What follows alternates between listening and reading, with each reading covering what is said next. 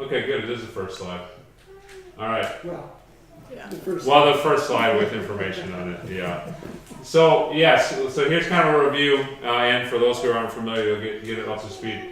So this is basically the smallest in size of complex molecules that are formed during natural decomposition. So I guess I should preface that when decomposition wasn't originally natural, was it? No. No. When did decomposition come into the picture? Hey guys. When sin came. When sin came, absolutely, and then seasons came to be. Life started to go into dormancy with plants. Some plants died, all kinds of things. Death comes into the picture. But here's the incredible part: the grace of God and the wisdom that He has put into creation to be able to still bring forth life out of death. So this process of decomposition, if it wasn't for that, right now we would be dead. So through death, Christ still brings life through the creation. And because it's through that breakdown of all that plant material that all the minerals are starting to get released and become available, and it's only done through more life, which is the little guys that are microscopic to our eye. Some things you can see. And so that's the process. So then as it gets broken down, these acids are present, and as we had just stated, they're always present in healthy soil. But in unhealthy and extremely low quality soils, this organic cycle of this humus formation doesn't occur. There's degradation of plant roots, soil microorganisms and fungi get disturbed, and it results in the depletion of this good humic material, which is vital to plant health, which is vital to our health, and the health of all the animals too.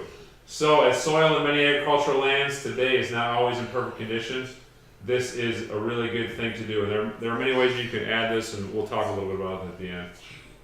Okay, so here's a little bit more of its origin and importance. These are extremely complex molecules. This is amazing. Like, we still don't even today, we don't fully understand this. We don't understand when organic matter from leaves and stems and twigs and needles and trees, the breakdown process is so complex. There's so many dynamics. There's so many large molecules, small molecules, interactions. It literally just shuts down our scientific model. So we do our best to try to figure it out. So these things were kind of known about, at least in the modern age, since the late 1700s, kind of like they're starting to understand, ooh, that stuff's important. They didn't necessarily know what was all going on. People before the flood, I'm sure, they were well aware of the benefits of these things as well.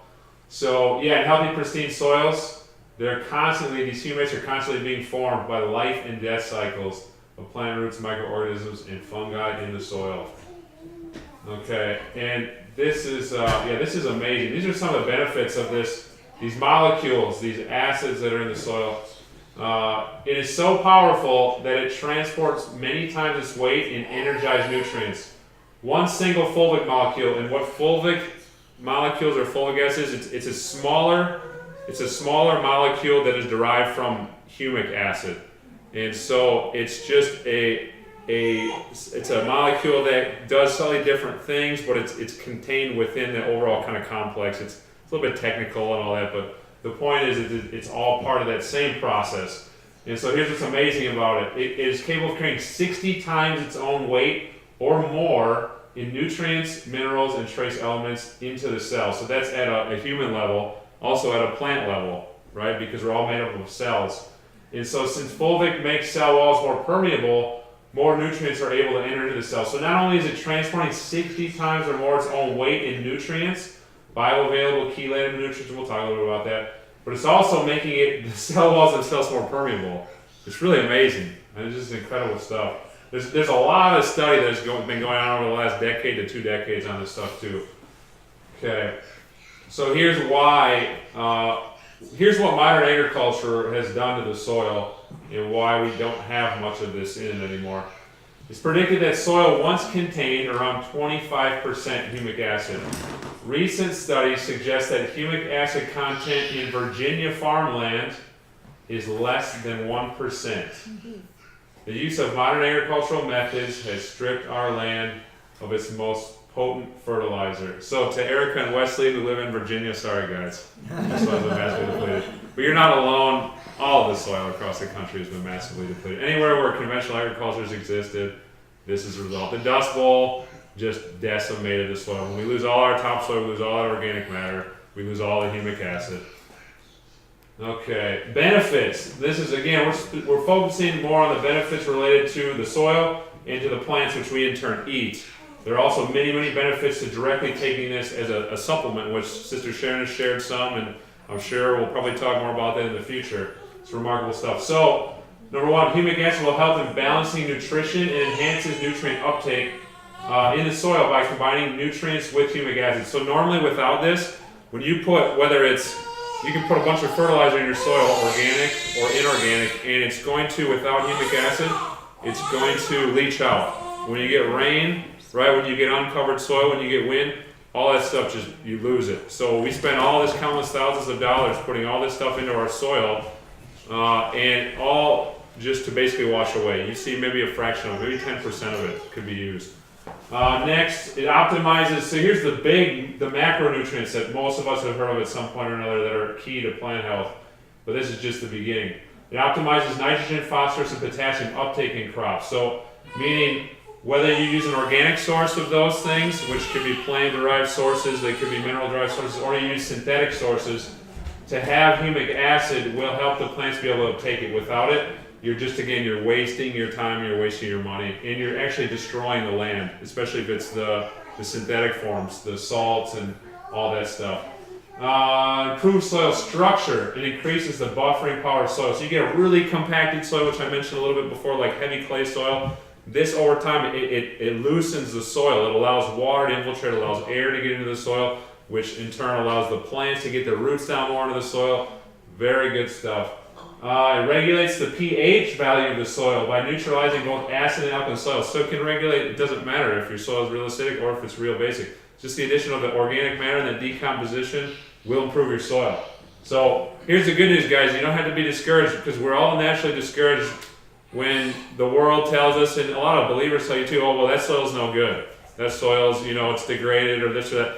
That could be true, it might be degraded, but there's hope. Just like our lives. Again, it's an object lesson, it's a visible lesson for us. Inside us, guys, our hearts are black and wicked, degraded, right? Right? We know what sin does to us, as Brother Shane has been pointing out.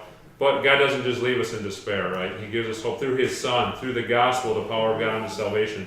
So it's the same thing out in the soil. Same thing. So it doesn't matter how bad the soil is. All things are possible through Christ. So it improves resilience, power for crops to successfully withstand cold, drought, pests, any kinds of disease. So it helps them against disease and inclement weather. It also beautifies the appearance. It promotes them to grow healthier, stronger. It helps stimulate beneficial microbial activity, which is huge. Okay, some more benefits. When added to the soil as a plant fertilizer, humic acid binds and chelates cations. So what that is basically saying, it's taking minerals. Also has minerals, whether it's just pure sand, whether it's silt, whether it's clay, whether it's a combination. There's minerals. It's all minerals. That's all it is. And science tells us, like the world and all that, they say your soil is lacking in minerals. In maybe some cases, it might lack in a few trace minerals, but overall, it's got plenty. The thing is, the plants can't take it up because it's inorganic. Just like us, we can't, all these supplements on the market, they're all inorganic. So we take it and it either just passes through our bodies and we waste our money, or it will actually, the body will store it safely because it doesn't know how to use it, but over time it can build up. It can create arthritis, it can create inflammation, many problems. So it's the same thing. So humic acid is actually taking the existing minerals, or if you're adding fertilizer, and it's making it available to the plants. It's holding it there. It's breaking down the inorganic parent materials, whether it's bedrock, clay, so all that stuff, and it makes it available to the plants. So you don't even, in essence, you're not even necessarily needing, in a lot of cases, to add fertilizer. It's making what is already in the soil available for the plants to use. So hopefully that provides some hope for us. Secondly, let's see, crops have better access to the trace minerals in the soil, already in the soil. The same mechanism serves to lock up harmful toxins. So you can have a site that has been maybe in the city, for those of you who have only access to like city lots or land that maybe you got for cheap, but it had some abuse and maybe there's potential contamination, or maybe land that had spills of chemical waste on it. This stuff can clean it up. It will bind the toxins and make it inert, and the same thing happens in our bodies. So when you have plants that actually were grown in this, or when you take the supplement, it can start to bind and pull this stuff out. So I actually think of our brother Shane, right, and I had amalgam fillings, which has mercury in it, and this is about 5-6 years ago. I had them removed. I didn't know about humic acid, but when that happens, naturally some of that, as they remove this stuff and replace it with ceramic, which is safe, some of it's going to come out in your system, and some people can get pretty sick from that. Sometimes it can actually do permanent damage. So you gotta really do your homework with that kind of stuff. But there are ways that you can, again, as you detox, there are ways that you can prevent the heavy metals or the things causing you damage from doing that. And things like humic acid and fulvic acid combine that up as well in the soil. Okay, then the addition of it as a liquid fertilizer increases the amount of organic matter in the soil, improves the structure, balances pH, which we talked about, and protects crops against toxins and metals. And greater oxygen also improves the soil biology, so it also makes available more oxygen. It's really remarkable.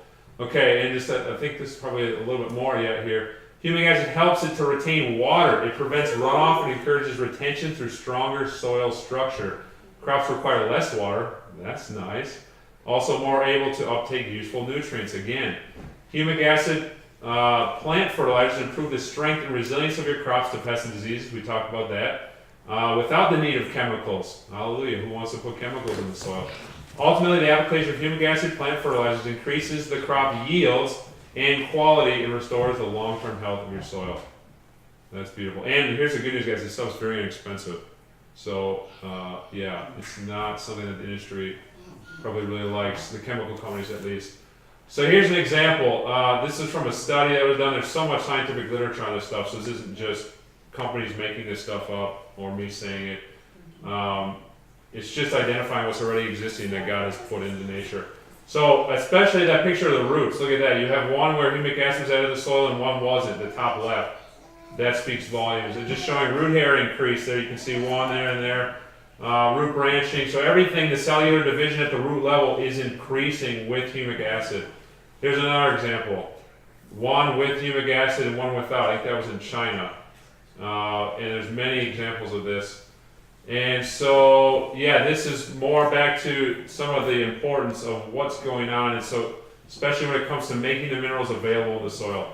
It prevents soil conditions that lead to runoff and volatilization.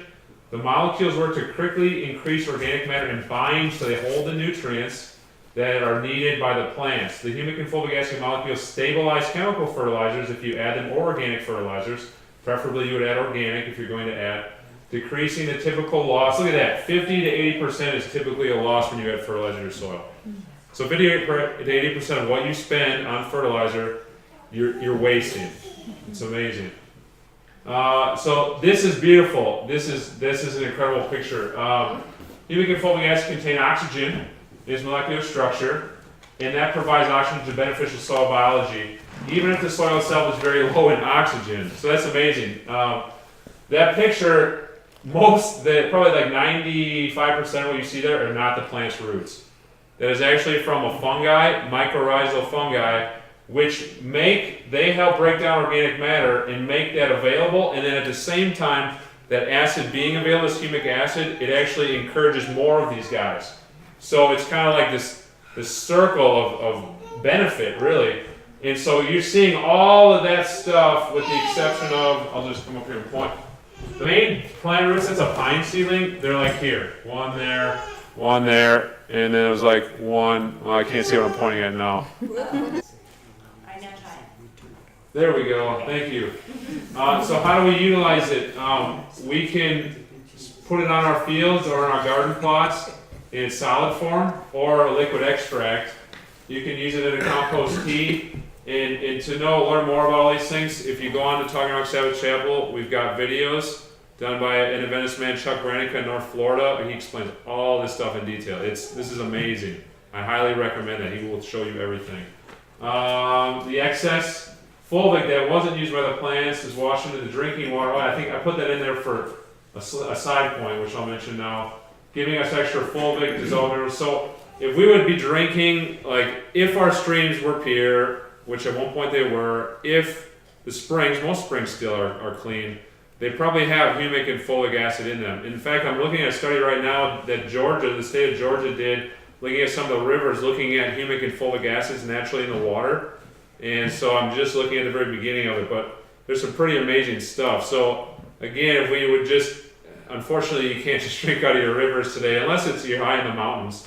You know, that's going to have humic acid and it's going to be good. It's part of the living waters, right? At least the symbol of the true living waters of Christ. But anyway, so it's also in the water. But a lot of times when you chemically treat water, city water, like of course it kills it all. It destroys it. Well, it doesn't kill it, it's not alive, but it destroys it. Healthy life was sustained for these ancient civilizations. Oh, so this point is just saying people, so again, like we're taking an archonic, so pre-flood time and even probably well after the flood for several thousand years, people were healthy. Why? Because they're ingesting this stuff in their water. They didn't need it mined out of the ground. Okay. So where do we get this stuff from? Learn to make compost. Again, you can find that on our YouTube channel. And then I have ongoing research going around to find the pure sources of both the solid humic shale and then the liquid extract. And the only liquid extract that you ever want to get, and there are sources out there, I'm just trying to find, you know, a few of them and make sure it's consistent, because anybody can say whatever they want, is that they extract it using only purified water. Most extraction of these beneficial materials is coming through harsh chemicals. Potassium hydroxide, very basic caustic stuff, which can damage it, and then it has less effect in the soil and you, and then it can also potentially do harmful things to you. So, and to the soil life. So that's it, guys. Hopefully we learned some stuff, and if that's inspired us to get out there and get our hands in the soil and not be afraid to grow our own food, because that's what it's about. That's really a key step to having the health that God wants us to have, and then to be able to teach us many lessons that He has through the lesson book of nature comes by getting out in the garden.